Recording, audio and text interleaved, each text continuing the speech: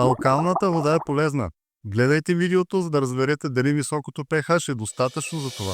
Всички сме чували за ползите от алкалната вода. Затова много хора избират да пият бутилирана такава с високо pH, което е добър избор. Но има един показател, за който рядко се говори. Със сложното име ОРП.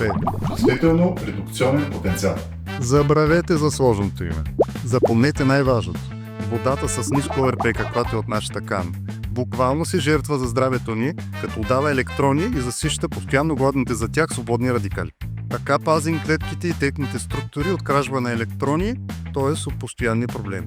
Колкото е по-ниско едно ОРП, толкова са по-силни антиоксидантните свойства на водата. Може би не знаете, но минералните бутилирани води може да имат високо pH, но имат и високо ОРП. Това не означава, че са вредни, просто нямат антиоксидантни свойства. Каната Hygien Energy прави нещо повече от пречистване.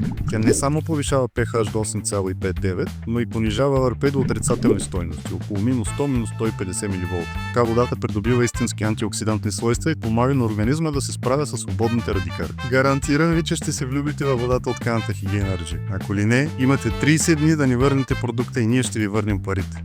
За здраве!